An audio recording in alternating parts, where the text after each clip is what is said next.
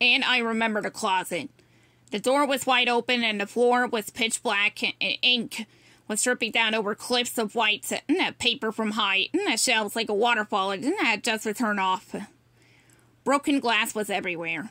"This is the sheet music closet," said the man, releasing my arm in a way that felt more like a push.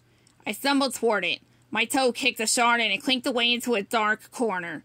"And this is the ink that shouldn't be there." He pointed to a few remaining rows of unlabeled, still intact inkwells. "And this is a pipe that is inexplicably running with ink and has managed to burst, ruining untold amounts of my sheet music." "Okay," I said. I looked at him. He looked at me. "Okay?" He sounded indignant, but I didn't know what else I could say. All I wanted was to get back to the elevator and my work. When I didn't say anything, he shook his head at me.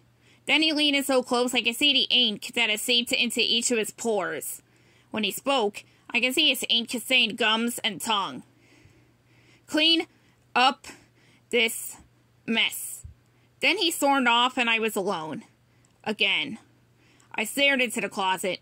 This feeling of being lost just wouldn't let me go. This feeling of always being wrong. It wasn't nice. And now looking at the mess, I just didn't understand. Didn't they have people, with you clean up here? How was this my job? And how was I supposed to do this job? How do you clean up spilled ink? This is a tricky question to answer.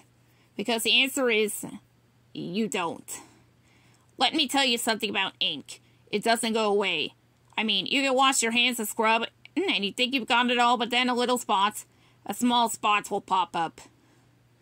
Something you missed?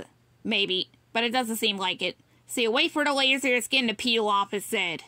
You wait for black stained ink to flake onto the floor. Then it's gone. Or is it? You think it's gone, but then you find more. Somewhere else. And more. And more. Ink never disappears. It's always there. Like it was hiding. Waiting to reveal itself. It's always there to remind you. It'll never go away.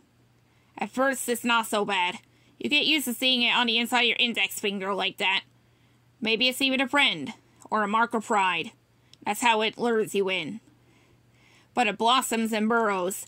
And seeps and sinks. And drowns and drinks. It's alive. It's everywhere. It's inside me. It breathes for me. I can feel it sloshing about in my lungs. I can feel it in my brain. I am ink.